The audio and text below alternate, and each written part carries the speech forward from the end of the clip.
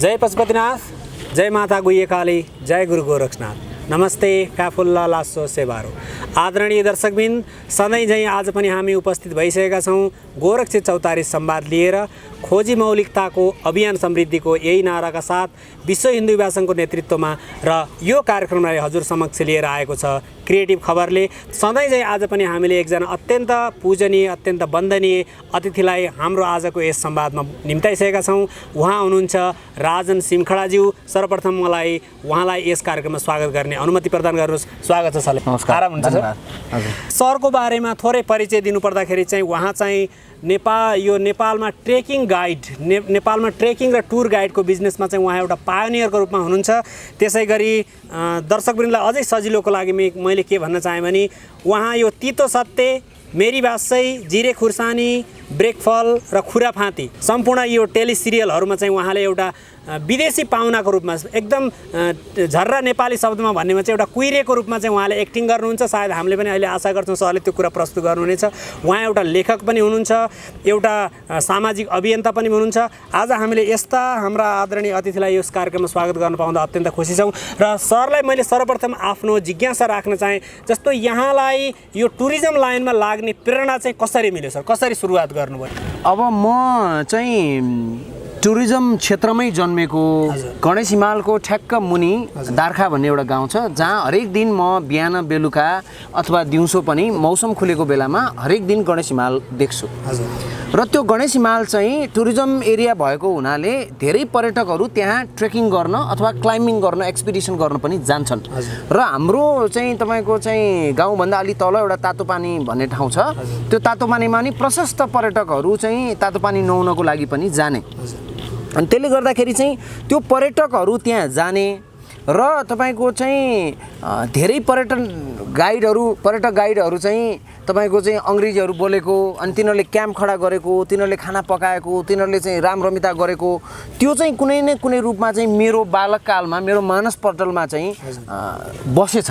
त्यसले गर्दाखेरि म पछि गएपछि चाहिँ यो टुरिस्टहरू घुमाउँछु, ट्रेकिङ गाइड हुन्छु, टुर गाइड हुन्छु, अथवा टुरिस्टहरूसँग यसरी अङ्ग्रेजी बोल्न पाए हुन्थ्यो, घुम्न पाए हुन्थ्यो भन्ने मेरो मानसपटलमा ब्याक अफ द हेड भन्छ नि इङ्ग्लिसमा, पछाडि मेरो मानसपटलमा कहीँ बसेको रहेछ।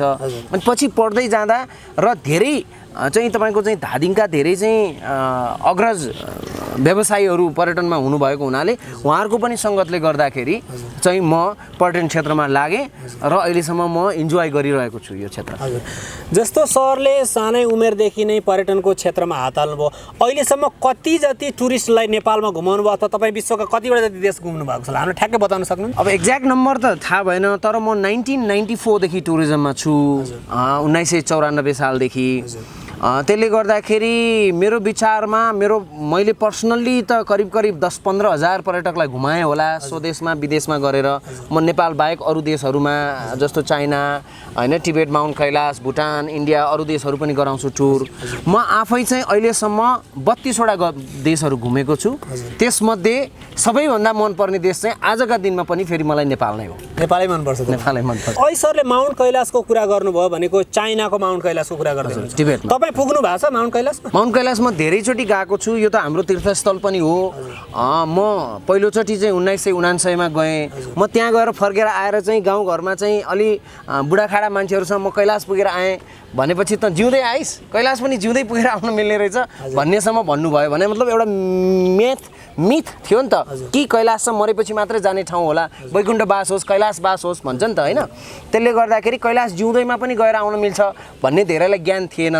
तर कैलाश चाहिँ एन्सियन्ट टाइमदेखि नै हजुरले हेर्नुभयो भने धेरै पुरानो अथवा शिवको पालादेखि नै कैलाश त त्यहीँ हुनुहुन्छ र यो धरतीको स्वर्ग हो। म चाहिँ अहिलेसम्म 18 चोटि गएको छु। हजुर, जस्तो तपाईँ कैलाश जाँदाखेरि होइन, त्यहाँ तपाईँलाई सूक्ष्म रूपमा कुनै त्यस्तो सङ्केत प्राप्त भयो? जस्तो कैलाश र हाम्रो काठमाडौँ, विशेष गरी हाम्रो पशुपतिनाथको त एकदमै कनेक्सन छ भनिन्छ नि भित्री रूपमा, आध्यात्मिक रूपमा, त्यस्तो केही सङ्केत मिल्यो तपाईँलाई?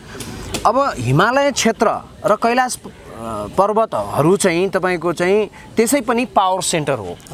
के भनिन्छ भने यो तपाईँको चाहिँ युनिभर्समा भएका जस्तो कैलाशलाई चाहिँ एक्सिस मुन्डी अथवा कैलाशलाई चाहिँ तपाईँको चाहिँ सुमेरु पर्वत पनि भनिन्छ। जसरी चाहिँ हाम्रो नाभि छ, नाभिमा सबै इनर्जीहरू आएर चाहिँ शरीरमा जान्छ, त्यसै गरी चाहिँ कैलाशमा चाहिँ सबै इनर्जीहरू कैलाशमा आउँछन्, हिमालय क्षेत्रमा आउँछन् र पृथ्वीमा बाँडिन्छन् भनिन्छ। त्यसैले त्यसलाई सुमेरु पर्वत, सेन्टर अफ द युनिभर्स पनि भनिन्थ्यो कुनै बेला। पटक पटक मलाई त्यस्तो आभासहरू भएको छ र मैले लिएर गएका पर्यटकहरू पनि कतिपय इन्डियन पर्यटकहरू अथवा अरू देशका पर्यटकहरूले पनि कैलाशमा गएपछि छुट्टै इनर्जी आएको, छुट्टै तपाईँको चाहिँ शक्ति मिलेको, अलौकिक आनन्द आएको त्यस्तो भन्नुभएको छ पटक पटक। कतिले त मैले चाहिँ त्यहाँ शेषनाग देखेँ, मैले चाहिँ हनुमानजी देखेँ, शिव पार्वती चाहिँ प्रत्यक्ष देखेँ भन्नेहरू प्रशस्त हुनुहुन्छ त्यस्तो। हजुर, जस्तो मैले केही किताबहरूमा पढेको छु, स्वामी प्रणवानन्दजी, त्यसपछि गएर हाम्रो राष्ट्रगुरु योगी नरहरिनाथजी पनि कैलाशमा जानुभएको थियो र उहाँहरूले चाहिँ अलौकिक हामीलाई अनुभवहरू भएको भन्नुभएको छ।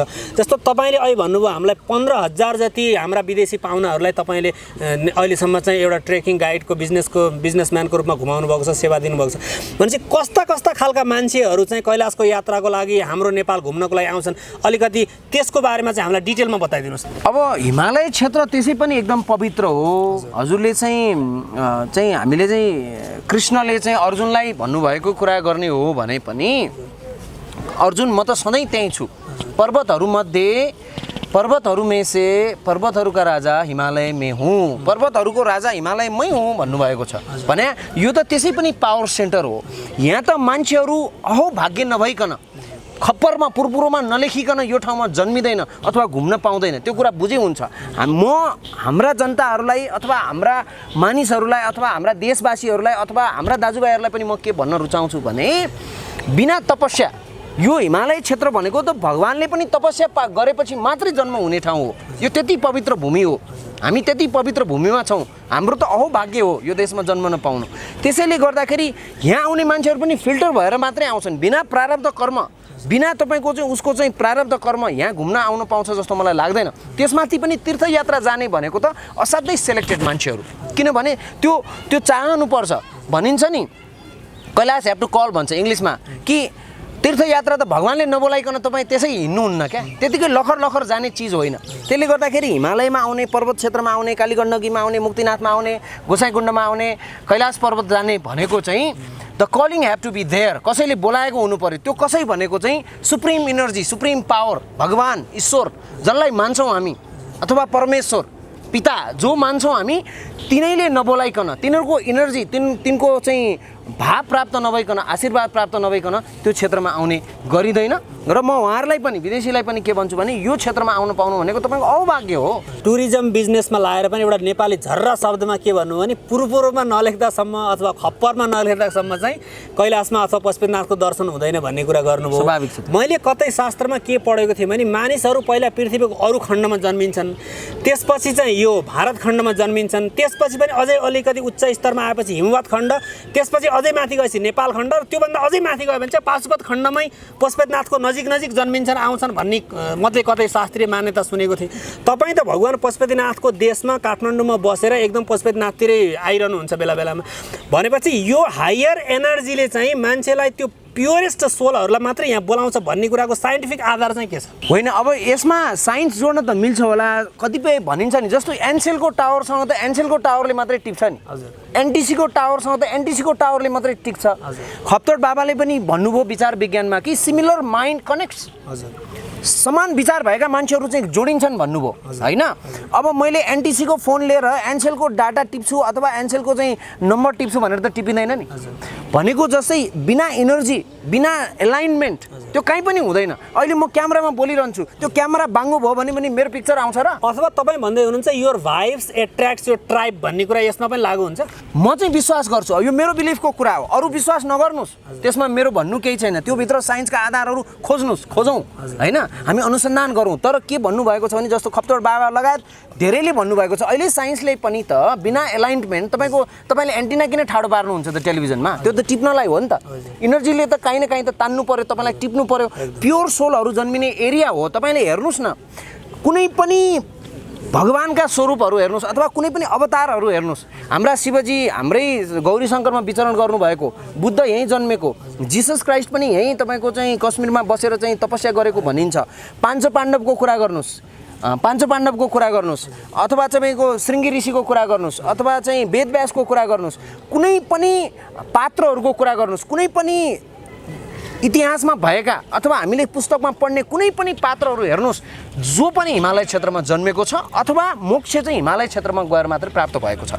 त्यो कुरा साँचो हो, किनभने यो इनर्जी सेन्टर हो, हिरण्यगर्भ भनिन्छ यसलाई। सबै इनर्जीहरू, सबै पावरहरू यहाँ तानिन्छ।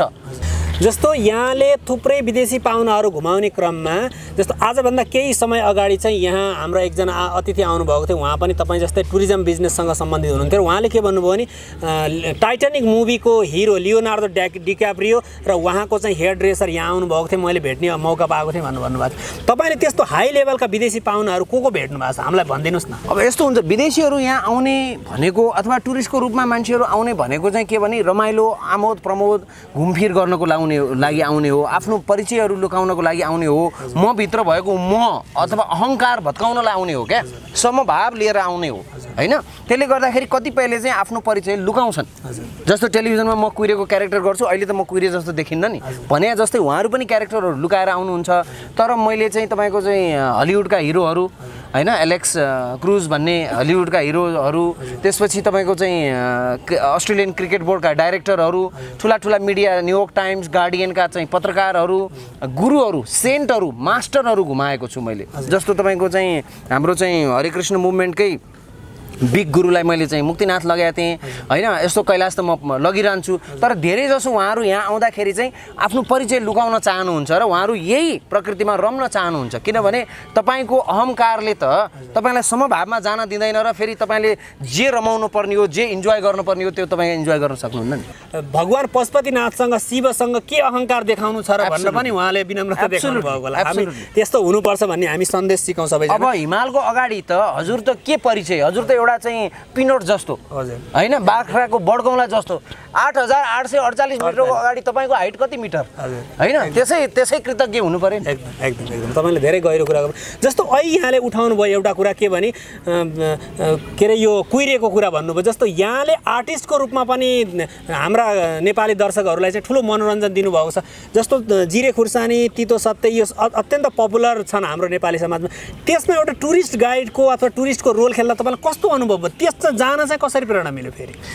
अब यस्तो म चाहिँ तपाईँको एकदम जोयफुल, एकदम जोली मान्छे नेचरले म, किनभने ह्याप्पिनेस इज अ चोइस भनिन्छ नि। तपाईँ दिनभरि मुस्कान दिएर बस्ने कि ठुस्कान दिएर बस्ने, त्यो तपाईँको चोइसको विषय हो हैन। म दिनभरि घोत्लेर ठुस्कान दिएर बस्न पनि सक्छु, मुस्कुराएर बस्न पनि सक्छु, इट्स अ चोइस भनिन्छ। म चाहिँ सानैदेखि एकदम जोली नेचरको मान्छे। म स्ट्यान्डअप कमेडीहरू पनि गर्ने, विभिन्न नेताहरूको मिमिक्री क्यारिकेचर पनि गर्छु, म आजका दिनमा पनि गर्छु। म स्कुलको बेलादेखि नै क्यारिकेचरहरू, डिफ्रेन्ट क्यारिकेचरहरू गर्थेँ, कलाकारिता गर्थेँ। अनि हाम्रो चाहिँ दिपकजी, जितु, दमन, दिपाजी, उहाँहरूसँगको एउटा सङ्गत भयो, दिनेश ऋषिहरू, उहाँहरूसँग चाहिँ एउटा सङ्गत भयो, एउटा सहकार्य भयो। र म पहिल्यैदेखि चाहिँ टेलिभिजनमा पनि कार्यक्रम गर्ने गर्थेँ र उहाँहरूले चाहिँ यो कुइरेको रोल चाहिँ यो टुरिज्ममै गरेको भए भएर यसलाई सुहाउँछ, अङ्ग्रेजी पनि राम्रो बोल्छ भन्नुभयो भएर मलाई बोलाउनु भयो, मैले गरेँ। तितो सत्य, मेरी बासे, जिरे खुर्सानी, ब्रेकफेल, खुरापाती, यो यावत टेलिसिरियलहरूमा प्रायः त्यो जगल्टा हालेर कुइरेको क्यारेक्टर गर्ने मान्छे, द्याट्स मी। नेपाली ठिटो, गाउँबाट आएको नेपाली ठिटो हैन, त्यसपछि टुरिज्म गाइडको बिजनेसम्यान, एउटा 32-34वटा देश घुमेको हैन, 15,000 जति मान्छे घुमाएको, यस्तो मान्छेलाई एउटा टुरिस्ट गाइड, एउटा नेपाली मान्छेलाई टुरिस्ट भएर त्यसमा एक्टिङ गर्दा चाहिँ तपाईँलाई कस्तो अनुभूति भयो, भित्र कस्तो फिलिङ भयो? होइन, अब यस्तो हुन्छ, यो एक्टिङ भने चाहिँ कस्तो भने तपाईँले सकेसम्म तपाईँलाई दिएको क्यारेक्टर, तपाईँलाई दिएको चाहिँ भूमिका चाहिँ सकेसम्म गहिरो रूपमा निभाउने कोसिस गर्ने हो हैन। त्यसले गर्दाखेरि अब मलाई त्यतिखेर कुइरेको रोल दिइन्छ, यसो गर भनिन्छ र म सकेसम्म त्यसमा डुबेर चाहिँ त्यो पात्रलाई चाहिँ न्याय गर्ने कोसिस गर्छु। मलाई त रमाइलो लाग्छ त्यो, I love to do it. अनि जस्तो यहाँले टुरिज्म सम्बन्धी एउटा किताब पनि लेख्नु भएको छ भन्ने हामीलाई सुन्नमा आएको थियो, त्यो किताब के हो र त्यसको बारेमा केही बताउन मिल्छ हामीलाई? मिल्छ हजुर। अब म चाहिँ मैले चाहिँ भर्खरै एउटा मोटिभेसनल बुक हो, यो मोटिभेसनल बुक हो, हिँडे पुगिन्छ भन्ने मैले एउटा पुस्तक लेखेको छु हैन।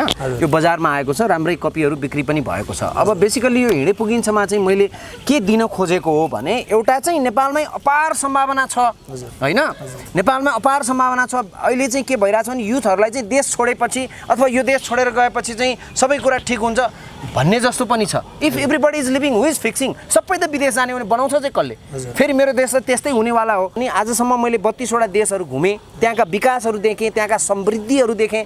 त्यो समृद्धि त्यो विकास हामीले यहाँ किन गर्न सक्दैनौँ? अथवा सिमिलर त गर्न सक्छौँ, एक्ज्याक्ट गर्न नसके पनि सिमिलर हामी किन गर्दैनौँ भन्ने किसिमको मेरो भिजन त्यहाँ दिएको छु। विशेष गरी टुरिज्ममा, किनभने म टुरिज्म रिलेटेड भएर, र टुरिज्म मात्र एउटा त्यस्तो इन्डस्ट्री हो जहाँ चाहिँ कच्चा पदार्थ बाहिरबाट ल्याउनु पर्दैन, चाइनाबाट, इन्डियाबाट अथवा थर्ड कन्ट्रीबाट कच्चा पदार्थ ल्याउनु पर्दैन। मेरो होल देश नै कच्चा पदार्थ, मेरो हिमाल देखाएर, मेरो नदीमा चाहिँ राफ्टिङ गराएर, मेरो माउन्टेनतिर लिएर गएर, मेरो चाहिँ पशुपति क्षेत्र, पाटन क्षेत्र सबै चिज देखाएर, मन्दिरहरू देखाएर, मेरो कल्चर एक्सपिरियन्स गराएर मैले डलर बनाउन सक्छु, पैसा कमाउन सक्छु।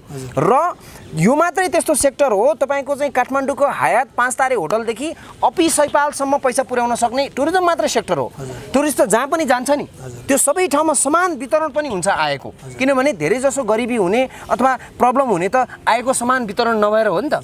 टुरिज्मले त्यस्तो गर्छ। र यो सेक्टरलाई हामी कसरी अगाडि बनाउन सकिन्छ भनेर एउटा इन्जिनियरिङ जस्तो दिएको छु मैले यसमा। त्यति मात्रै होइन, मैले कृषिलाई जोडेको छु कि अर्गानिक टुरिज्म किन नगर्ने अथवा अर्गानिक खानेकुरा हामी किन नखाने हैन। र हाम्रो युथहरूलाई तपाईँहरू नजानुस् बाहिर, हामीसँग अपार सम्भावना छ, गरौँ। यही देश आजै स्वर्ग जस्तो बनाउन सकिन्छ भने, यहीँ सुखसँग जिउन सकिन्छ भने किन विदेश जाने अथवा किन म नर्कमा बस्ने? कसलाई कुरेको, कहिलेलाई कुरेको, किन कुरेको, किन नगर्ने भन्ने एउटा मोटिभेसनल मैले दिन खोजेको। यसमा अलिअलि मेरो स्टोरी पनि छ कि यस्तो भन्ने मान्छे कहाँबाट आयो अथवा यसले के चाहिँ गरेर फुर्ती लायो त भन्ने पनि होला। मैले गरेको चिजहरू पनि दिएको छु, बिना पैसा कसरी व्यापार गर्न सकिन्छ, कसरी गर्न सकिन्छ भन्ने एउटा नलेज पनि दिएको छु यो युथहरूलाई र प्लानरहरूलाई। विशेष गरी मैले दिन त सबै नेताहरूलाई दिएको पनि छु, राष्ट्रिय योजना आयोगका उपाध्यक्षदेखि लिएर सबैले दिएको छु। सबैलाई काम लाग्ने एउटा दस्तावेज होस्। मैले जानेको कुरा अरूले जानेको छैन भनेको होइन, तर मैले जानेको कुरा सेयर गरौँ न त, यो मेरो एक्सपिरियन्स अरूलाई पनि काम लाग्ला भनेर मैले यो पुस्तकको रूपमा हिँडे पुगिन्छ भनेर ल्याएको। हजुर, जस्तो तपाईँले किताबमा भन्नुभएको छ, म भन्छु आउनुहोस्, नेपालमै अपार सम्भावना छन्, त्यसको सदुपयोग गरौँ। हामी सबैले यो मेरो देश हो र मैले नै बनाउनुपर्छ भनेर जुट्ने हो भने समृद्ध नेपाल टाढा छँदै छैन। र यहाँ मैले हाम्रो केही लेखकहरूको कमेन्ट पनि हेरेँ, जस्तो अशोक सिलवालजी, लेखक लाङटाङ सद्भावना दूत, उहाँलाई चाहिँ हामीले केही दिन अगाडिसम्म आदरणीय दर्शकबिन यसै गोरक्षी चौतारीमा संवादमा निम्त्याएर चाहिँ ट्रेकिङ गाइडको बारेमा चाहिँ टुरिज्मको बारेमा हामीले अलिकति कुराकानी गर्ने संवाद साकेले भन्नुभएको छ। हजुर, कर्ण साके हुनुहुन्छ, सीताराम कण्डेलजी पनि हुनुहुँदैछ होइन, आदरणीय व्यक्तित्वहरूले भन्नुभएको छ। यहाँ 2001मा जतिखेर अमेरिका चाहिँ अफगानिस्तानको वारमा गयो, त्यसपछि अमेरिकामा ठुलो रिसेसन आएको थियो। अनि त्यो बेलामा तत्कालीन अमेरिकी राष्ट्रपति बराक ओबामा एउटा पोलिटिक्समा नयाँ एउटा फिगर आउनुभयो र उहाँले अडासिटी अफ होप भन्ने एउटा किताब लेखेर अमेरिकालाई नयाँ आशा दिनुभयो। तपाईँले यो हिँडे पुगिन्छ भन्ने किताब मार्फत हामीले त्यस्तै आशा जगाउन सक्छौँ भन्ने कुरामा कतिको विश्वस्त हुनुहुन्छ नेपाली जनताले? नेपालमा अब गर्नुपर्ने भनेको आर्थिक क्रान्ति मात्रै हो होइन, राजनीतिक क्रान्ति त हामीले पटक पटक गऱ्यौँ, पटक पटक व्यवस्थाहरू परिवर्तन गऱ्यौँ, तर हाम्रो अवस्था फेरिएन, अवस्था परिवर्तन भएन। अवस्था परिवर्तन गर्नलाई त मेरो मानसिक अवस्था नै परिवर्तन गर्नु पर्यो, मेरो थट प्रोसेस त्यो नै प्रोसेस चेन्ज गर्नु पर्यो नि। म कसरी सोच्छु, म कसरी एक्ट गर्छु, म कसरी कार्य गर्छु भन्ने कुराले आजका तपाईँका कर्महरूले भविष्य निर्धारण गर्ने हो। भोलि भनेको त आजका कर्महरू हो, त्यसै हिँडे पुगिन्छ भनिएको छैन, लगातार हिँडिराख्नु पर्यो। त्यो त हाम्रो वेदमा पनि छ, चरैवती चरैवती हिँडिराख्नु पर्यो। हिँडे पुगिन्छ मैले के भनेको भने आजै सुरुवात गरौँ, हाम्रो समृद्धिको यात्रा, हाम्रो चाहिँ विकासको यात्रा, हाम्रो पोजिटिभ थटको यात्रा, अथवा यो देशलाई हाम्रै पालामा समृद्ध देख्ने हो भने हामी सबै मिलेर जुरुक्क एउटा टेबल उठाउने हो भने त 2 हात हजुरले पनि दिनु पर्यो, मैले पनि दिनु पर्यो नि। एउटाले मात्रै जोड गरेर त त्यो टेबल उठ्नेवाला छैन नि। देश पनि त्यस्तै हो, सबैजना जुरुक्क हुँदाखेरि त यो देश विकास नहुनु पर्ने कुनै कारण छ? ऐतिहासिक रूपमा, धार्मिक रूपमा, सांस्कृतिक रूपमा, विविधताको रूपमा कुनै कारण छ यो देश विकास हुन नपर्ने? कुनै कारण छैन नि त। त्यो त हामी सबै मिलेर जुरुक्क बनाउने हो नि त। यहाँ कसैले आएर चमत्कारको छडी चलाइदिएर त बन्ने होइन। त्यही होप मैले दिन खोजेको कि जागा युवा, let's do it together, we can do it. भन्ने किसिमले मैले यो सन्देश दिन खोजेको। Common people need work, creative people need network भन्छ होइन। तपाईँलाई यो सारा संसारलाई जोड्ने र नेपाललाई एउटा स्वर्ग बनाउने जुन तपाईँलाई भिजन दिइरहनु भएको छ, यसको पछाडि त एउटा ऊर्जा छ नि त। त्यो ऊर्जा चाहिँ तपाईँलाई कहाँबाट आउँछ? तपाईँको आत्मा नै एउटा जागृत आत्माको रूपमा तपाईँ बोलिरहनु भएको छ। यो ऊर्जा चाहिँ तपाईँलाई कैलाशबाट आयो कि पशुपतिनाथबाट आयो कि कहाँबाट आयो? यो बारेमा हाम्रो दर्शकलाई भनिदिनुहोस् न। ब्याट्रीले चाहिँ बत्ती बाल्छ होइन, अथवा चाहिँ ब्याट्रीले चाहिँ इनर्जी दिन्छ, तर त्यो ब्याट्री पनि चार्ज त हुनु पर्यो नि होइन। ब्याट्रीलाई पनि चार्ज त गर्नुपर्छ। ब्याट्री बिना चार्ज त ब्याट्री पनि त आफै त सस्टेन हुँदैन। मेरो रिचार्ज भनेको अथवा मलाई चार्ज गर्ने भनेको चाहिँ म प्रशस्त पुस्तकहरू पढ्छु होइन, अग्रजहरूका पुस्तकहरू पढ्छु, लिडरसिपका पुस्तकहरू पढ्छु, आध्यात्मिक पुस्तकहरू पढ्छु, म डिफ्रेन्ट ठाउँमा घुम्छु होइन, पशुपति क्षेत्र घुम्छु, कैलाश पर्वत घुम्छु, मुस्ताङ जान्छु, प्रशस्त ठाउँहरू, र तपाईँहरू लगायत थुप्रा मान्छेहरू भेट्छु। यो सबै नै इनर्जीको सोर्स हो भनिन्छ नि। तपाईँको हरेक चिज त तपाईँको गुरु हो नि, सबै कुरा त तपाईँको गुरु हो। तपाईँले देखेको वरिपरि सबै चिजबाट तपाईँले सिक्न मिल्छ। The day you stop learning you start dying भनिन्छ। तपाईँले सिक्न छोडेको दिनमा त तपाईँको मृत्यु नै भयो नि। त्यसैले गर्दाखेरि म हरेक कुराबाट सिक्छु र मलाई ड्राइभ गर्ने एनर्जी भनेको चाहिँ पोजिटिभ थट। नेगेटिभ थट म दिमागमा आउनै दिन्न। सकेसम्म म त्यसलाई डाइल्युट गर्ने अथवा त्यसलाई चाहिँ इलिमिनेट गर्ने कोसिस गर्छु। त्यो नेगेटिभ एनर्जीलाई इलिमिनेट गरेपछि तपाईँ पोजिटिभ मात्रै देख्नुहुन्छ। तपाईँ पोजिटिभ मात्रै देखेपछि तपाईँ सही सत्मार्ग मात्रै हिँड्नु भयो नि, त्यही नै हो एनर्जी। जे चिज पनि यदि तपाईँले सिक्न चाहनुभयो भने गुरु बन्न सक्छ। यो आदिगुरु दत्तात्रेयजीको कन्सेप्ट पनि हो। जस्तो उहाँले चाहिँ एउटा माउरीसँग पनि सिक्न सकिन्छ भन्नुभएको छ होइन, एउटा नगरवधुबाट पनि सिक्न सकिन्छ भन्नुभएको छ। भनेपछि हामीमा चाहिँ सिक्ने खालको एउटा इन्टेन्ट, त्यो क्वालिटी हुनु पर्यो, हुनैपर्छ। त्यही नै हो तपाईँले सिक्न छोड्नु भएपछि तपाईँको मृत्यु भयो भनेर सम्झिनुहोस्। हजुर, तपाईँले लगातार सिकिराख्ने हो, त्यो त कहिल्यै सकिने प्रोसेस हुँदै होइन। किनभने कृष्णले पनि के भन्नुभएको छ भने परिवर्तन मात्रै थाहै हो। हेर्नुहोस् है कति गहिरो कुरा छ। हरेक चिज त यो त परिवर्तन भइरहेकै छ नि। यही परिवर्तनमा तपाईँलाई ढाल्ने, त्यही परिवर्तनमा सिक्ने, त्यही परिवर्तनसँग तपाईँलाई मोलेर लिएर जाने मात्रै तपाईँकोसँग विकल्प छ नि। त्यही भएर change is only constant thing भनिएको छ। परिवर्तन मात्रै चाहिँ थाई चिज हो भनिएको छ। एकदम गहिरो छ नि यो कुरा। अथवा चेन्ज नेभर चेन्जेस भन्न सकिन्छ। यो लगातार हुने प्रोसेस, रेगुलरली चेन्ज, परिवर्तन भन्ने कुरा भइरहन्छ। जस्तो मैले यहाँलाई एउटा पर्यटन व्यवसायको रूपमा, एउटा आर्टिस्टको रूपमा, त्यसै गरी एउटा लेखकको रूपमा, समग्र रूपमा हेर्दाखेरि यी तीनवटा विधामा तपाईँलाई सबभन्दा मनपर्ने अथवा सबभन्दा समाजको लागि, संसारको लागि काम लाग्ने चिज चाहिँ के हो जस्तो लाग्छ यहाँलाई? पर्यटन त मेरो व्यवसाय हो, मलाई मनपर्छ। तपाईँले जे गर्नुहुन्छ मन लागेर गऱ्यो भने, प्यासनेटली गऱ्यो भने होइन, तपाईँलाई बर्न इनसाइडबाट आउनु पऱ्यो नि। सूर्य किन सधैँ चम्किरहन्छ भने उसको पावर बाहिरबाट कसैले हालिदिएको होइन क्या, ऊ आफै बलिरहेछ नि त। भित्रबाट बल्नु पऱ्यो नि त। You have to have a fire, desire. तपाईँ त बल्नु पऱ्यो नि भित्रबाट। तपाईँ झलझली बलेपछि मात्रै त्यसले ताप दिने हो। सूर्य पनि त्यही हो, बाहिरबाट प्रकाश हालिदिएको भएर चन्द्रमा धेरै लास्टिङ हुँदैन नि त। सूर्यको प्रकाश उसले त फर्काएर पठाउने हो। भनेको जस्तै मलाई मनपर्ने प्यासनेट पेसा चाहिँ पर्यटन हो। कलाकारिता पनि मलाई किन मनपर्छ भने म स्कुलदेखि नै गर्थेँ, यो मेरो हबी भयो। र मलाई एकदमै मनपर्ने विषय चाहिँ फेरि अध्यात्म हो र फिलोसफी हो। फिलोसफी र अध्यात्म चाहिँ मलाई मनपर्ने विषय हो। म पुस्तकहरू त्यही बारेमा पढ्छु किनभने त्यसमा मलाई इन्ट्रेस्ट छ। त्यो मलाई रमाइलो लाग्ने विषय हो र त्यो गहिरो पनि छ। फेरि त्यति बुझ्न सजिलो विषय होइन, यो त कन्स्ट्यान्ट खोज हो। यसैले मलाई ड्राइभ गरिरहेको छ। जस्तो अहिले यहाँले भन्नुभयो कि हामीभित्र फायर एन्ड डिजायर हुनु पऱ्यो। एउटा इङ्ग्लिसमा भनाइ छ, if you don't have fire in yourself you can not warm up others. मैले अघि पनि तपाईँलाई जान्न खोजेँ, जस्तो तपाईँलाई यो एनर्जी कसरी आउँछ? अथवा तपाईँ कुनै विशिष्ट किसिमको साधना गर्नुहुन्छ, मेडिटेसन गर्नुहुन्छ। यहाँले त विश्वका थुप्रै गुरुहरूसँग पनि इन्ट्रेक्सन गर्नुभएको छ, कैलाश 18 चोटि पुग्नु भएको छ। भनेपछि त्यसको ठुलै ब्लेसिङ छ कि के हो तपाईँमाथि? अब त्यस्तो हुनसक्छ, तर म मेडिटेसन चाहिँ गर्छु। पहिला चाहिँ महेश योगी महर्षिको त्यो ट्रान्सेन्डेन्टल मेडिटेसन TM भन्ने गर्थेँ म, त्यो गर्थेँ। र अहिले पनि म अब चाहिँ टाइम हुँदाखेरि 15-20 मिनट, आधा घन्टा कति सकिन्छ बिहान बेलुका टाइम हुँदाखेरि म सोध्छु, बस्छु, मेडिटेसन गर्छु, एउटा ब्लिसफुल अवस्थामा पुग्ने कोसिस गर्छु। त्यो त मेरो भइरहन्छ। अनि साधारण योगको आसनहरू त्यो एक्सर्साइजकै रूपमा भए पनि म गरिराखेको राजन सर, मैले यो कुरा किन बारम्बार उठाउँदैछु भने जस्तो नेपालका थुप्रै कर्पोरेट बिजनेस हाउसेसहरू, जस्तो त्यो इन्सुरेन्स होस् अथवा मेडिकल लाइन होस्, एडुकेसनको लाइन होस् अथवा जुनसुकै अरू बिजनेस होस्, त्यहाँका सिइओहरू अथवा उहाँहरूलाई पनि त यो एनर्जी त चाहिएला नि त। भनेपछि एउटा रोल मोडलको रूपमा तपाईँले जे कुरा प्र्याक्टिस गर्नुभएको छ त्यो सिक्न सकियो भने, सेयरिङ गर्न सक्ने हो भने त त्यो पोजिटिभिटी त उहाँमा पनि आउला र त्यसले युथ्सहरूलाई अथवा उहाँहरूको इम्प्लोइजलाई, उहाँको प्रोडक्टिभिटीलाई ठुलो असर गर्ला। भनेपछि के गर्नुपर्छ, 1 2 3 गरेर भनिदिनुहोस् न, हाम्रा त्यस्ता साथीहरूलाई चाहिँ के गर्दाखेरि राम्रो हुनसक्छ? कुनै पनि अर्गनाइजेसनको चिफ हुनु भनेको, डाइरेक्टर हुनु भनेको, अथवा कुनै पनि तपाईँको चाहिँ पार्टीको नेता हुनु भनेको, अथवा देशको प्राइम मिनिस्टर हुनु भनेको, सिइओ हुनु भनेको, यो सबै चिज भनेको के भने तपाईँसँग केही न केही लिडरसिप क्वालिटी भएर नै हो।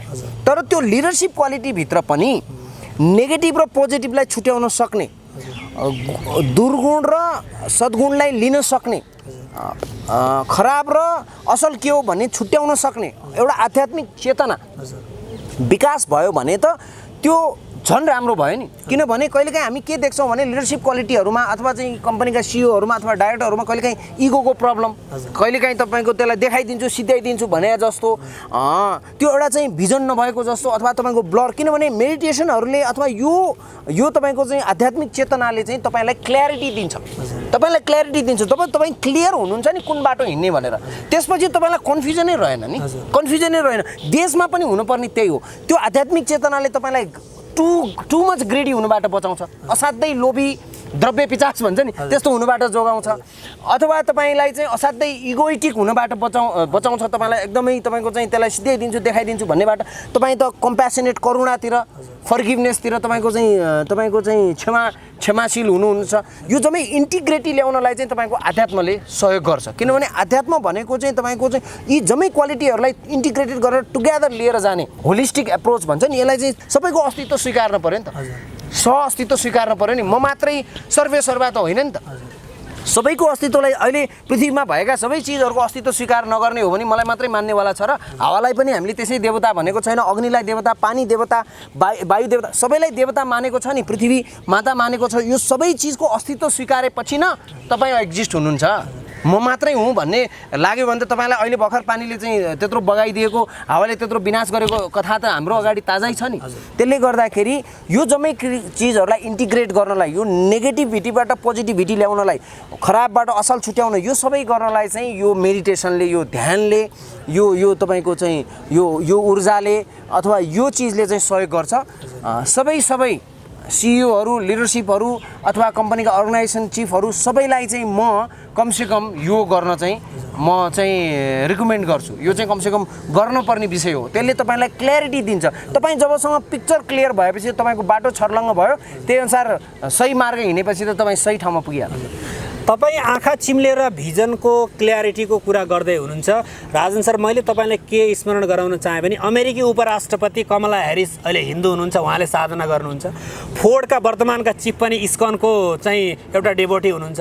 आदरणीय नरेन्द्र मोदीजीको बारेमा हामीलाई थाहै छ, भन्नु पर्दैन। आदित्यनाथको बारेमा भन्नु पर्दैन। त्यसै गरी मार्क जुकरबर्ग, त्यसै गरी चाहिँ यो स्टिभ जब्स, पहिला चाहिँ सिइओको कोफाउन्डर स्टिभ जब्स लगायत यस्ता विश्व प्रसिद्ध पोलिटिकल र कर्पोरेट हाउसका लिडर्सहरू चाहिँ आध्यात्मिक जगत, विशेष गरी यो पूर्वीय वाङ्मय र विशेष गरी अझ नेपाली संस्कृति, धर्म, संस्कृति, आध्यात्मलाई चाहिँ अगाडि रहेको बेलामा नेपालका जस्तो राजनीतिक नेतृत्वहरू जुन हामीले केही समयदेखि देखिरहेका छौँ, यो व्यक्तित्वको क्लास, जस्तो केपी ओली र प्रचण्डजीको क्लास हुन सक्ला, अरू कसैको हुन सक्ला, जस्तो यहाँले पनि अहिले भन्नुभयो। भनेपछि यो सबै कुरालाई हटाउने एउटा मात्र उपाय भनेको चाहिँ अध्यात्म नै हो भनेर ठोकुवा गरेर भन्न सक्नुहुन्छ तपाईँ? त्यो डेफिनेटली हो। जस्तो हामी त असुरी प्रवृत्तिबाट दैविक प्रवृत्तितिर जानु पर्यो नि। यो जति पनि इतिहासमा अथवा जति पनि तपाईँको धर्मशास्त्रमा अथवा जति पनि हामीले चाहिँ पुराणहरूमा पढेका चाहिँ जो देव दानव सङ्ग्राम, देव दानवको झगडा, देव दानवको चाहिँ क्ल्यास भनेको छ नि, त्यो कथाको रूपमा अथवा त्यो पुराणको रूपमा आए, तर त्यो तपाईँसँग हरेक दिन हुने घटना हो क्या, त्यो त घटित हो। महाभारत त अझ तपाईँको चाहिँ वर्तमानको दस्तावेज हो भन्छु म। यहीँ शकुनी पात्रहरू अहिले घुमिरहेका छन्, यहीँ तपाईँको चाहिँ भीष्म पितामह छ, यहीँ तपाईँको चाहिँ कृष्ण पनि यहीँ छन्, अर्जुन पनि यहीँ छन्। यो त हाम्रो जीवनमा घटिरहने घटना हो क्या। यसलाई तपाईँको कन्ट्रोल गर्ने अथवा तपाईँको चाहिँ असुरी प्रवृत्तिलाई मारेर के अरे चाहिँ तपाईँको चाहिँ दैवी प्रकृति कति ल्याउने होइन, how much you want to be Buddha and how much you want to be devil भन्ने बिचको लडाइँ नै हो। तपाईँको दिमागमा त हरेक दिन चलिरहेको छ नि। यही चिज चाहिँ तपाईँको चाहिँ यो आध्यात्मिक चेतना चाहिँ लिडरसिपमा, सिइओहरूमा अथवा तपाईँको चाहिँ हाम्रो चाहिँ यो चाहिँ देश जसले चलाउनुहुन्छ उहाँहरूमा चाहिँ यो चेतना चाहिँ राम्रोसँग विकास हुन सक्यो भने हामी चाहिँ जुन राम राज्यको परिकल्पना गरिएको थियो, जुन तपाईँको चाहिँ विभेदरहित समाजको परिकल्पना गरिएको छ अथवा विभेदरहित राज्यको परिकल्पना गरिएको छ, समभाव, किनभने गीतामा भन्नुभएको छ नि त अर्जुनलाई चाहिँ कृष्णले कि ज्ञानीको नजरमा त सबै एउटै हो नि। तपाईँको आत्मा र मेरो आत्मा, उहाँको आत्मा, गाईको आत्मा, भैँसीको आत्मा, कुकुरको आत्मा, सबै आत्माहरूको बिचमा के फरक छ र? सबै धर्महरूको बिचमा के फरक छ र? हामी त सम हो नि। We all are equal together. यसमा त केही पनि फरक छैन ज्ञानीको नजरमा। त्यही ज्ञानी हुनलाई कोसिस गर्ने हो।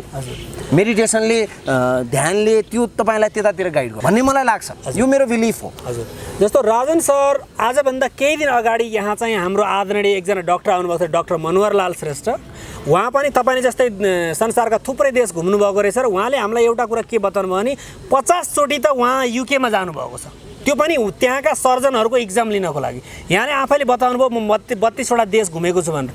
जुन पोलिटिकल र कर्पोरेट बिजनेस हाउसेसमा लिडरसिपको ल्याकिङ छ नेपालमा, त्यसको पछाडि कतै एउटा कुवाको भ्यागुतोको केही देख्न नपाएको, संसार देख्न नपाएको कारणले पनि त्यो खालको न्यारो माइन्डेडनेस भएको। त्यसैले हाम्रा नेताहरूलाई, हाम्रा कर्पोरेट बिजनेस हाउसेसका लिडर्सहरूलाई चाहिँ पहिला एकचोटि विश्व भ्रमणको एउटा चाहिँ त्यो प्याकेज एउटा केही न केही किसिमले गर्नुपर्छ भन्ने कुरामा यहाँले विश्वास गर्नुहुन्छ? त्यस्तो गर्न सकिन्छ कि हामीले? अब जस्तो हजुरले चाहिँ हामीले चाहिँ 6औं शताब्दीकै हेऱ्यौँ, स्कन्द पुराणै हेऱ्यौँ भने चाहिँ स्कन्द पुराणमा के लेखिएको छ भने जति तपाईँ समाजमा बस्नुहुन्छ त्यति तपाईँ चाहिँ पापी बन्नुहुन्छ। तपाईँ जानुस्, वन्डर गर्नुहोस्, घुम्नुहोस् भनिएको छ। टुरिज्म त्यहीँबाट सुरु भएको हो। जति पनि तीर्थयात्राहरूको हामीले परिकल्पना गऱ्यौँ यो सबै टुरिज्म हो। किनभने तपाईँले भन्नुभएको जस्तो कुवाको भ्यागुता, मलाई त यो काठमाडौँ नै ठुलो लाग्न सक्छ नि, तर म काठमाडौँबाट बाहिर निस्केपछि त मलाई अरू संसार ठुलो लाग्छ नि। किनभने यो पहाडभन्दा पछाडि पनि अर्को पहाड छ, यो देशभन्दा पछाडि अर्को देश छ, यो महादेशभन्दा पछाडि अर्को महादेश छ, यो समुद्रभन्दा पछाडि अर्को समुद्र छ भनेको जस्तै यो ब्रोड माइन्ड अथवा ब्रोड अन्डरस्ट्यान्डिङ चाहिँ एकदमै इम्पोर्टेन्ट हो। तीर्थयात्राहरू घुम्ने पनि त्यसैको लागि परिकल्पना गरिएको हो। र बुद्धले के पनि भन्नुभएको छ भने knowing is not enough, implementation is important भनिएको छ। जान्नु राम्रो ठुलो कुरा होइन, त्यसलाई व्यवहारमा निकाल्नु ठुलो कुरा हो नि त। तपाईँले व्यवहारमा त्यसलाई कतिको उतार्नुहुन्छ? ज्ञानी त सबै छन्, तर त्यो सबै ज्ञान हामीले प्राप्त गरेका छौँ अथवा त्यो ज्ञानले उहाँलाई काम गरेको छ। त्यही भएर अब लिडरसिपहरू घुम्नु भएन भन्ने होइन, कति त राज्यकै सम्पत्ति पनि खर्च गरेर घुमिराख्नु भएको छ होइन। टुरहरू लगिन्छ, कतिपय ठाउँमा उहाँहरूले देख्नु भएको छ, तर त्यो देखेको कुरालाई यहाँ उतार्नु कति भयो? कतिपय ठाउँमा त हाम्रा पुराना चाहिँ लिडरसिपहरूको कुरा गर्ने भने देख्दै नदेखि पनि कल्पनाको आधारमा पनि गरिएको छ नि त। जस्तो स्वर्गको परिकल्पना गरियो अथवा इन्द्रको चाहिँ तपाईँको चाहिँ दरबारको परिकल्पना गरेर यहाँ दरबारहरू बनाइएको छ। भुटानमा एउटा चाहिँ तपाईँको चाहिँ मोनास्ट्री छ, चाहिँ सपनामा देखेको आधारमा उसले चाहिँ तयार गरेको भनेको छ। त्यो knowing is not important, implementation is important. घुमाउनु देखाउनु त एउटा ठाउँमा छँदैछ, देखाउनै पर्छ, तर त्यसलाई व्यवहारमा उतार्नु पनि उत्तिकै जरुरी हुन्छ। व्यवहारको कुरा गर्नुभयो, अहिले यो 1-1.5 वर्षदेखि हामी लकडाउनको अवस्थामा छौँ। यसले चाहिँ व्यवहारिक रूपमा हाम्रो नेपाली टुरिज्ममा कस्तो समस्या पारिरहेको छ? अब यो त विश्वमै आएको सङ्कट हो, यो अकल्पनीय हो। We never thought of happening this होइन। अब यो भित्र विभिन्न कन्ट्रोभर्सी स्टोरीहरू छ। यो अब हामीलाई थाहा भएको विषय होइन, हामीले खोतल्ने विषय पनि भएन। अब यो it's a very complex subject. तर यो अकल्पनीय यो अवस्था आयो, यो अवस्थालाई हामीले कसरी डिल गर्छौँ चाहिँ हामीभित्रमै भर पर्ने कुरा भयो। हरेक इन्डिभिजुअल कसरी डिल गर्छ। तर टोटलमा त इकोनोमिक हिसाबले कुरा गर्ने हो भने अब टुरिज्म त ध्वस्तै भएको छ। किनभने मान्छेले ट्राभल गर्न नपाएपछि मान्छे आफै पनि उकुस मुकुस छ, पैसाहरूको चलायमान भएन, इकोनोमी चलायमान नभएपछि सबैतिर इकोनोमी ध्वस्त भयो। रेस्टुरेन्टहरूदेखि लिएर होटलहरूदेखि लिएर एयरलाइन्सदेखि लिएर सबैले जागिरहरू लुज गरेको यो सबैको अवस्था छ। अब यो पहिला पनि हुने विषय हो, किनभने पटक पटक हामीले इतिहास पढ्यौँ अथवा पुराणहरू पढ्यौँ भने पनि यस्तो युद्धहरू भएको, दानवहरू उत्पत्ति भएको, फेरि कालीले आएर मारेको यस्तो कथाहरू त छँदै थियो। भ्याक्सिन अब काली रूपमा भ्याक्सिन आउने होला, त्यो दानवलाई मारिदिने होला, अब यस्तो छँदैछ होइन। अब यो पनि भोलि पुराणमा भएर आउँदाखेरि त चाहिँ कोभ्याक्स भन्ने एउटा चाहिँ खतरा देवी निस्क्यो, त्यो देवीले मारिदियो भनेर पनि आउला, अब आई डोन्ट नो, अब त्यस्तो होला। तर यो कोभिडको कारणले हाम्रो मात्रै होइन विश्वभरिकै पर्यटन लगायत अरू सबै क्षेत्र चाहिँ ध्वस्त भएको छ आर्थिक रूपमा चाहिँ। हजुर, जस्तो अहिले यहाँले भन्नुभयो मनी चलायमान हुने, मनी लिक्विडेसनको कुरा गर्नुभएको थियो नि सर। जस्तो टुरिज्म मात्र एउटा यस्तो बिजनेस हो यहाँले यहाँको भनाइमा जसले चाहिँ लोकल एरियासम्म पैसा पुर्याउँछ भनेपछि लोकल एरियामा चाहिँ हाम्रो के स्ट्रेन्थ छ जसलाई हामीले बचाइराख्न जरुरी छ टुरिज्म प्रमोट गर्नको लागि? अब टुरिज्म भनेको चाहिँ कस्तो हो भने create something out of nothing हो। त्यति मात्र होइन, टुरिस्ट चाहिँ के हेर्न जान्छ भने tourist need a reason to go there भन्छ। टुरिस्टलाई कारण चाहिन्छ त्यो ठाउँमा किन जाने, कि त्यो तातो पानीको कुण्ड हुनु पर्यो, कि त्यहाँबाट हिमाल देख्नु पर्यो, कि त्यहाँबाट सनराइज देख्नु पर्यो, कि त्यहाँ चाहिँ अथेन्टिक गुरुङ कल्चर हुनु पर्यो, शेर्पा कल्चर हुनु पर्यो, केही कल्चर हुनु पर्यो, कि त्यहाँ तपाईँको चाहिँ स्पेसल किसिमको फेस्टिभल मनाउनु पर्यो, केही न केही अथेन्टिक मौलिकता चाहिन्छ क्या पर्यटकलाई जानलाई त्यहाँ रिजन चाहिन्छ। अब हाम्रो रिजन चाहिँ के हो भने हामीले एउटा टुरिज्ममा एउटा स्लोगन बनाएको थियौँ, Nepal the world of its own भनेर। हामी आफै विश्व हो। हामीसँग एक टुक्रा अरब छ, एक टुक्रा मलेसिया छ, एक टुक्रा स्विजरल्यान्ड छ। Nepal the world of its own. हामी आफै विश्व हो। त्यही भएर मैले भने नि 32वटा कन्ट्री घुम्दा पनि मलाई मेरै देश मन पर्यो, किनभने यतिको विविधता। एकै दिनमा तपाईँको गैँडा हेरेर यति खोज्न जान मिल्ने, एकै दिनमा तपाईँको चाहिँ 80 मिटरबाट 8848 मिटर जान मिल्ने होइन। विश्वको यति सानो देश जहाँ 200वटा भन्दा त तपाईँको चाहिँ बढ्ता टाइगरहरू छन् होइन, 430 थरीका पुतलीहरू छन्, 425 थरीका चराहरू छन्, 6000 भन्दा माथि त खोलाहरू छन्। विश्वमा जम्मा 14वटा 8000 माथिको हिमालमा 8वटा मसँग छ, हामीसँग छ, हाम्रो हिमालमा छ। यो त गर्व गर्न लायक चिज हो नि। विविधता हेर्नुहोस्, भाषामा विविधता हेर्नुहोस्, खानामा विविधता हेर्नुहोस्, हाम्रो कल्चरमा विविधता हेर्नुहोस्। यो चिज, यो मौलिकता, यो विविधता हामीले बचाउन सक्यौँ, यसलाई संरक्षण गर्न सक्यौँ, सबैले यसको भ्यालु बुझ्न सक्यौँ भने विश्वको नेपाल नम्बर 1 रिट्रिट सेन्टर हो। विश्वको गुरु नेपाल हो।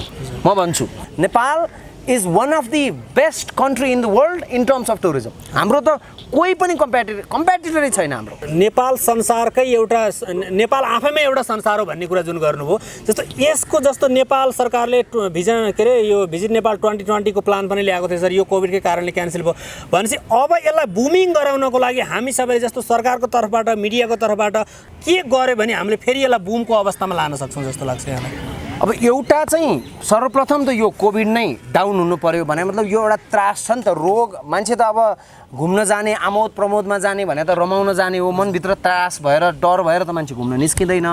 अब यो चाहिँ सुरुमा त कोभिड नै निको हुनु पर्यो अथवा यसको भ्याक्सिनहरू लगाउनु पर्यो, मान्छेबाट ट्राभलिङ कन्फिडेन्स आउनु पर्यो सबभन्दा पहिलो। त्यसपछि हाम्रा पूर्वाधारहरू तयार हुनु पर्यो होइन, हाम्रो चाहिँ इन्फ्रास्ट्रक्चरहरू निर्माण हुनु पर्यो र यसलाई प्रचार प्रसार गर्नु पर्यो। प्रचार प्रसार भने चाहिँ के भने अब हामीले चाहिँ तपाईँको चाहिँ विश्वमा चाहिँ हामीसँग यस्तो अथेन्टिक कला छ, हामीसँग यस्तो खाना छ, यस्तो हिमाल छ, यो सबै चिज छ भनेर एउटा प्रचार प्रसारमा जानु पर्यो। यसमा त निजी क्षेत्र, सरकार, सबै के अरे चाहिँ तपाईँको चाहिँ मिडिया जगत सबै हातेमालो गरेर त्यो ढङ्गले चाहिँ प्रचार प्रसार गर्न सक्यो भने 2025-2030 सम्म नेपालमा फेरि तपाईँको चाहिँ पुरानै लयमा अथवा त्योभन्दा धेरै 30औं लाख पर्यटक आउनलाई कसैले रोक्नु पनि हुँदैन। अहिले त कोभिड मात्रै आएको हो, पर्यटन क्षेत्र त जस्ताको तस्तै छ नि। अहिले त कोभिड नै आएको हो, अरू चिज त हाम्रो हिमाल त कहीँ गएको छैन, सबै कुरा त इन्ट्याक्टै छ नि। अहिले नन रेजिडेन्सियल इन्डियन्सहरू मात्रै 4 करोडको सङ्ख्यामा छन् संसारमा भनिन्छ, जो इन्डियाभन्दा बाहिर बसिरहनु भएको छ। त्यसै गरी चाइनामा हाम्रो लगभग 2 अरबको जनसङ्ख्या छ, जो बुद्धिस्ट धर्मतिर अलिकति बढी इन्क्लाइन छ। भनेपछि हाम्रो भगवान पशुपतिनाथ भनेको हिन्दूहरूको केन्द्र। भारतमा 33 जनसङ्ख्या प्लस एनआरआई को सङ्ख्या अहिले मैले बताइहालेँ। जस्तो मुक्तिनाथ हुनुभयो, गुरु गोरक्षनाथ, मत्स्यनाथ, जनकपुर धाम, लुम्बिनी, यो यस्तो, त्यसपछि गएर सगरमाथा, यहाँको ब्युटी, यी सारा कुराहरू दिँदा पनि हाम्रो टुरिज्म चाहिँ जुन लेभलमा बुमिङ हुनुपर्ने थियो त्यो लेभलमा नभएको हो कि भन्ने कहिलेकाहीँ कुराहरू आउँछ मिडियाहरूमा। जस्तो यी सबै कुरालाई इन्टिग्रेटेड फर्ममा जोडेर चाहिँ कस्तो पोलिसी ल्याउन सकिन्छ, अथवा तपाईँ एज अ भिजनरी लिडर, तपाईँ यदि चाहिँ यसको लिडरसिपको सम्पूर्ण जिम्मेवार तपाईँ पर्यटन मन्त्री हुनुभयो अथवा त्यो जिम्मेदारी तपाईँलाई पाउनुभयो भने चाहिँ तपाईँले कस्तो खालको पोलिसी ल्याउनुहुन्थ्यो होला तपाईँले? त्यो कुरा त मैले पुस्तक हिँडे पुगिन्छमा लेखेको छु होइन। मैले यहाँ त तपाईँको 1, 2, 3, 4 के गर्नुपर्छ, 50 लाख पर्यटकसम्म ल्याउन, 1 करोडसम्म पर्यटक ल्याउन सकिन्छ भनेर मैले यहाँ भनेको छु। सबभन्दा ठुलो कुरा त के भने इन्फ्रास्ट्रक्चर चाहियो तपाईँलाई। इन्फ्रास्ट्रक्चर भनेको के भने तपाईँ सानो जाल लिएर गएर त कत्रो माछा मार्ने, ठुलो माछा आएपछि तपाईँ भाग्नु पऱ्यो नि, जालै ठुलो चाहियो नि त। त्यो भनेको इन्फ्रास्ट्रक्चर हुनु पऱ्यो। इन्डियासँग जोडिने रोड, चाइनासँग जोडिने रोड, अन्तर्राष्ट्रिय एयरलाइन्सहरू एयरपोर्टहरूसँगको लिङ्केज अथवा हामीसँग बेटर एयरपोर्ट बनाउने हो कि निजगढ एयरपोर्ट आउनु पर्यो अथवा इन्टरनेसनल एयरपोर्टहरू जस्तो काठमाडौँको एयरपोर्टले धान्न सक्दैन नि त मान्छे। यो इन्फ्रास्ट्रक्चर तयार गर्नु पर्यो। त्यो भनेको तपाईँले जाल बुन्ने हो। अनि त्यसपछि जाल बुनिसकेपछि अब ठुलो माछा समाउनु त तपाईँ ठुलो खोलामा जानु पर्यो। भनेको यतातिर चाइना छ, यतातिर इन्डिया छ। दुईटा तातो गिलास हो नि त यो त, हट हो नि त यो। किनभने यो दुइटै बुमिङ भइरहेछ इकोनोमिकली पनि, मान्छेहरू जनसङ्ख्या त्यत्तिकै घुम्न निस्किरहेछन्। यी मान्छेलाई नेपाल नल्याउनु पर्ने त केही कारण छैन नि। इन्फ्रास्ट्रक्चर राम्रो हुने बित्तिकै यिनीहरू आउँछ। इन्फ्रास्ट्रक्चर तयार गर्नु पर्यो। प्रडक्टहरू हामीसँग जति भने पनि छन्, अघि हजुरले भन्नुभएको जस्तो यावत प्रडक्टहरू छन् र यसलाई सही प्रचार प्रसार गर्नु पर्यो। आऊ हामीसँग रेडी छ, इन्जोय गर भनेर यति गरिदिने बित्तिकै 50 लाख पर्यटक पुर्याउन कुनै गाह्रो छैन। 50 लाख पर्यटक पुर्याइयो भने नेपालमा सबैको हातमा पैसा हो। नेपाल समृद्ध हुनलाई एउटा विकल्प, 3टा विकल्प भनिएको छ, कृषि, पर्यटन र जलविद्युत। त्यो मध्येको सबभन्दा स्ट्रङ विकल्प हैन, आफ्नै देश कच्चा पदार्थ भएको स्ट्रङ विकल्प भनेको टुरिज्म हो। त्यसले नै कायापलट गर्न सक्छ। यसमा सबै लाग्नुपर्छ भन्ने मलाई लाग्छ। जस्तो इन्फ्रास्ट्रक्चरको कुरा त भइहाल्यो सर होइन, जस्तो भर्चुअल टुरिज्म प्लस टुरिस्टहरू आउँदाखेरि चाहिँ यहाँ चाहिँ एडभान्स ड्रोनहरूबाट स्पाइङ पनि भइरहेछ भन्ने कुरा छ नि, त्यस्तो कुरा चाहिँ कतै यहाँले फिल गर्नुभएको छ? त्यस्तो पनि भइरहेछ नेपालमा? त्यस्तो त हुन्छ होला। अब यो नेगेटिभिटी पोजिटिभिटी, अब यो के छ भने विकाससँगै विनाश पनि आउँछ नि त। बाटो खनेको ठाउँमा डोजर चलेको ठाउँमा पहिरो पनि त गइरहेछ नि, तर बाटो पनि जोडिएको छ। अब यो टुरिस्टहरू सबै टुरिस्ट राम्रा हुन्छन्, सबै मान्छे राम्रो हुन्छ भनेर सोध्नु त गल्ती हुन्छ। कोही त्यस्तो आए होलान्, त्यसलाई त अब पोलिसी बनाएर कन्ट्रोल गर्नु पर्यो नेपाल सरकारले। अथवा कसरी पोलिसी बनाएर, अब के छ भने उता चाइना छ, उता इन्डिया छ, डिफ्रेन्ट देशहरूको डिफ्रेन्ट इन्ट्रेस्ट छ। कोही स्पाई छिर्यो, कोही केही गर्यो होला, गर्न सक्छ। अब त्यसलाई त पोलिसी बनाएर कन्ट्रोल गर्ने हो। अब त्यो हुनै सक्दैन भन्न त सकिँदैन।